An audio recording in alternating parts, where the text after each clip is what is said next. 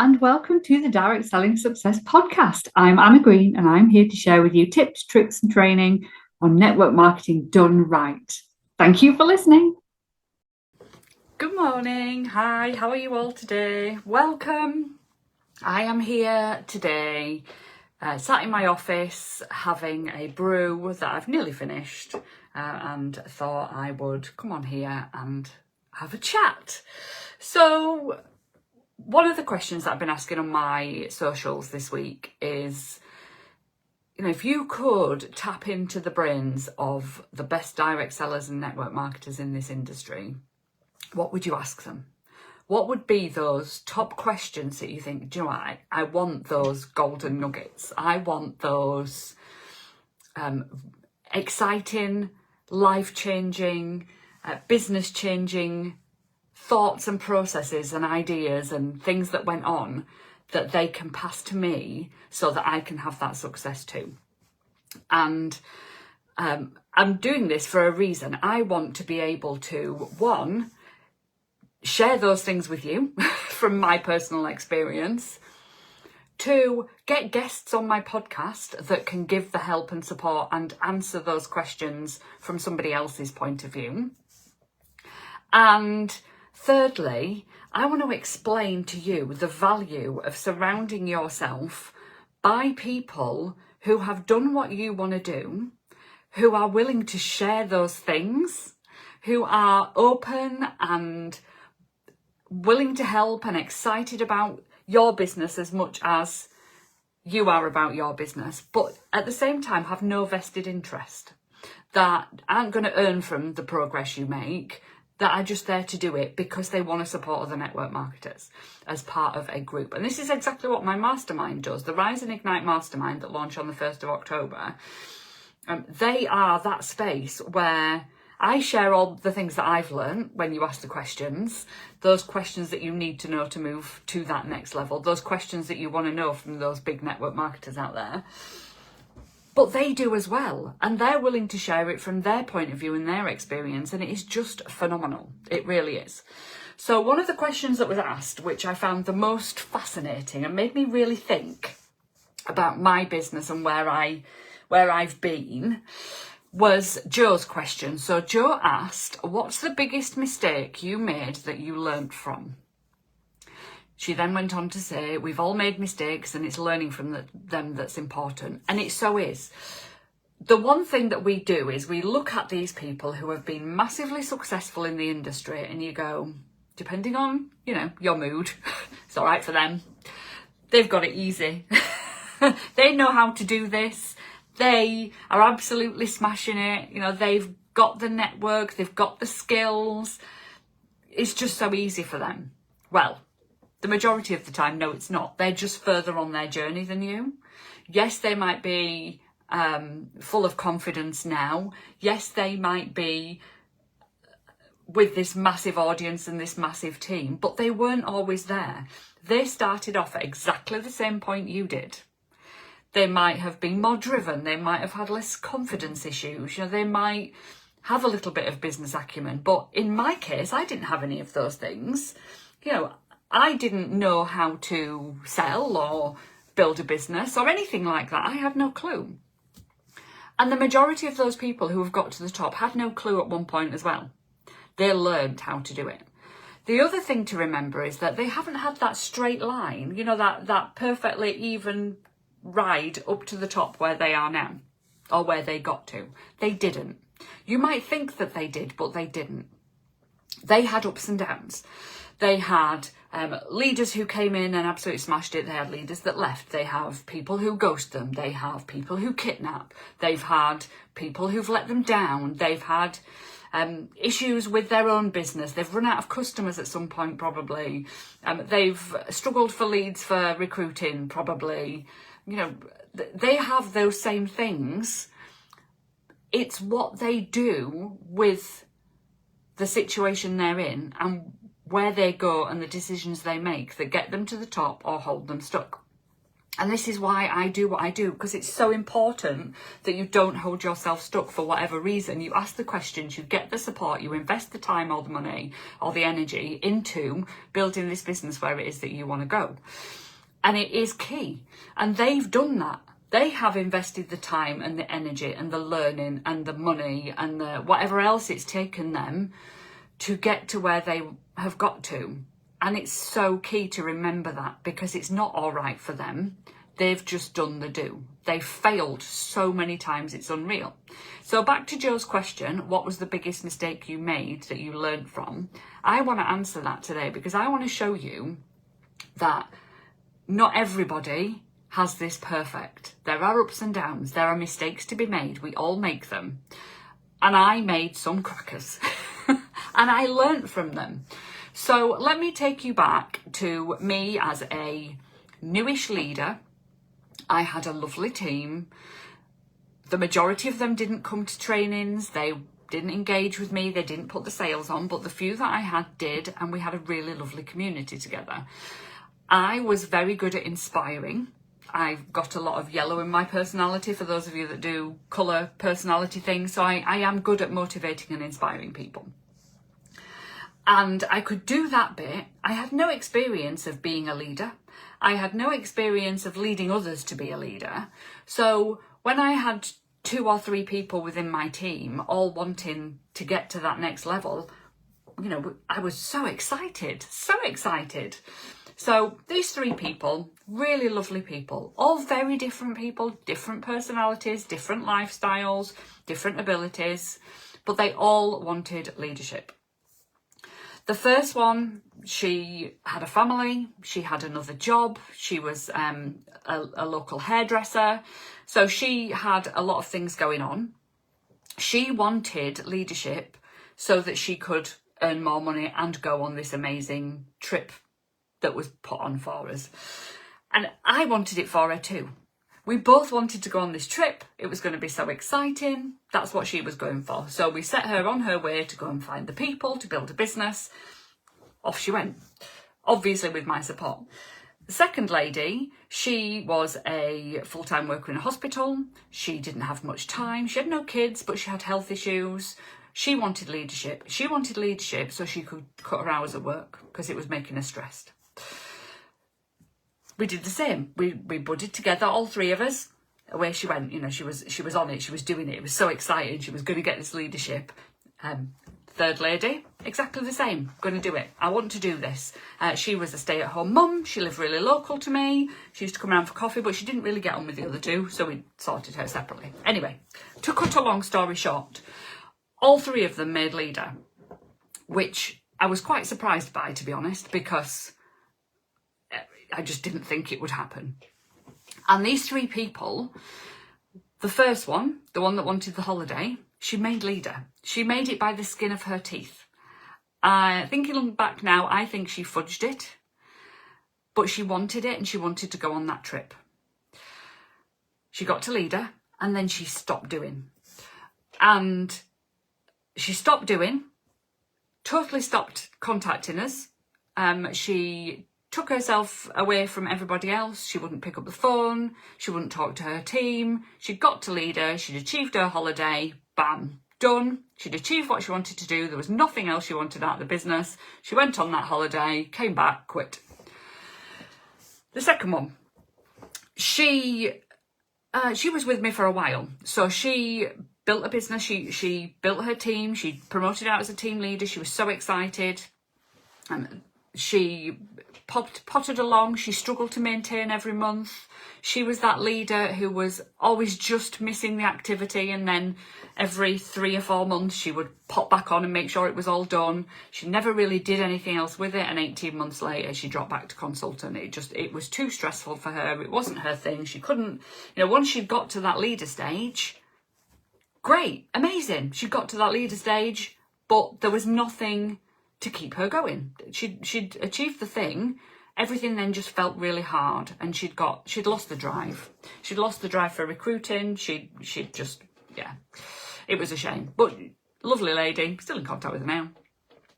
And then the third one, she made leader, and unfortunately, life happened. Life happens with people. Hubby got unwell, they moved away, the business took a back burner. Within 6 months, she wasn't a leader either. And for me, I blamed myself. My biggest mistake was to blame myself. I'd got 3 leaders. I was really close to promoting out to, it was 1 level, 2 levels, 3 levels up from where I was a year before. And I just felt it was all my fault. Why hadn't these people just flown with it? It must be something I've done. It must be something I've said. And it massively knocked my confidence.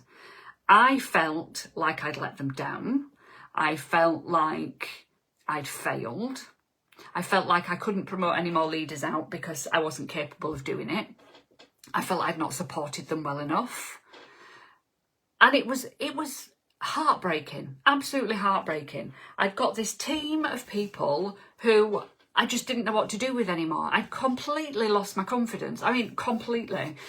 And these 3 people who had dropped off leadership, just that was it for me. I thought, what's the point? I might as well just stick doing what I'm doing. I'm just going to stick doing what I'm doing.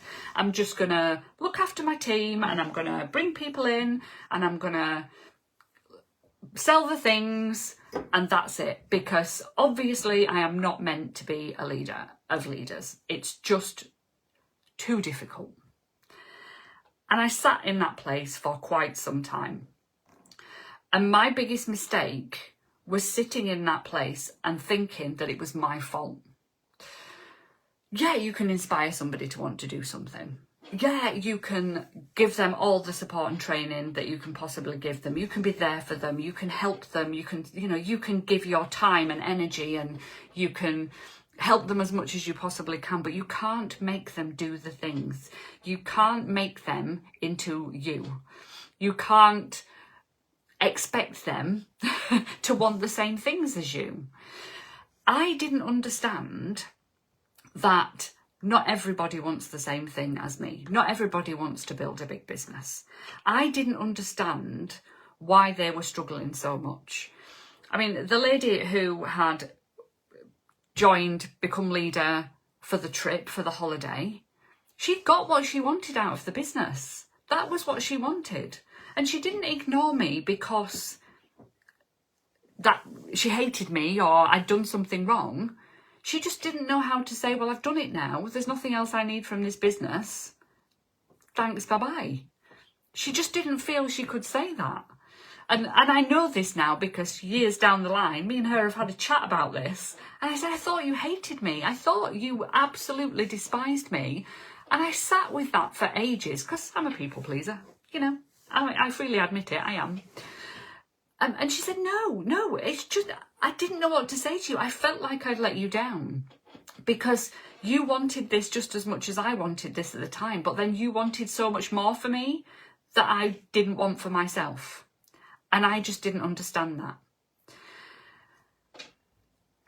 The second person, again, you know, it wasn't me. It was circumstance. She got to where she wanted to get to, and she just didn't have the drive and the oomph to keep the team going. Yeah, it's probably partly due to the fact that I didn't maybe inspire and motivate her enough to want to go for the next thing. Maybe I didn't have the skills to help her develop her team. But that's not my fault. You know, I was learning too. She was a self-employed business owner, just like I was. If she wanted it, she could have driven for it as well, you know, but she didn't. She wasn't in that right space. She didn't feel confident enough. In the same way that I was sat there after these 3 leaders had left going, oh no, woe is me. This is horrendous. It's all my fault. I failed. She was sat there probably doing the same thing. Oh no, I've got these leaders, I've got this team, I don't know what to do with them, they're all leaving because they don't want it as much anymore, maybe I've pushed them too hard and I don't know how to bring any more in. Something was missing. And now I understand what that is. After promoting out a lot of leaders, I understand what that is. I understand what happened with her. And I understand when you guys, if you know, those of you out there listening to this, when you reach that leader stage and you've got to leader and then you don't bring any more people in. I know what is happening. I know why you're doing it. I get it now. And I can move people past that easier than I could before if they're willing to do the things. So maybe it was slightly me, but it's not me that's to blame in the situation. It's just circumstance. You know, she tried her hardest. She wanted to do it. She just couldn't maintain it, and that's okay. She went back to consultant and was perfectly happy, and her team were perfectly happy, and you know, but again, it's not me and it's not her fault and it's nobody's fault. But I found that a big learning curve. And then the third lady, again, life happens. And I, again, thought it was me. She should be able to make this work around whatever else is going on, because that's what we're told. This fits around everything. But it only fits around everything if you want it to fit around everything. She didn't want it to fit around everything anymore. She had other priorities. And that's not my fault. So my biggest mistake was thinking that any of this is my fault. You cannot control other people. You cannot expect them to do things that you want them to do if they don't want to do it. If their goals are very different from yours, their life is very different from yours, their abilities are very different from yours. And me taking this on as my responsibility and me feeling like I'd failed and stopping my team building, you know, the leadership development throughout my team for so long, that was a mistake. That was a huge mistake. What I should have done was, you know, wallow in self-pity for a few minutes, pull myself together and think, right, actually, is this true? Is it true that it's my fault? Is it true that I failed? Is it true? And no, it's not. But what we do is we look at these big leaders who have these big teams. They've never lost a leader, in my head. They've never lost a leader. Of course they have. Of course they have. They've never had anybody leave. Of course they have. But it's not shown in that wider team company thing very often that people fail forwards. So the biggest mistake that I made was not pulling myself out of that enough and sitting down and saying, actually, is this true?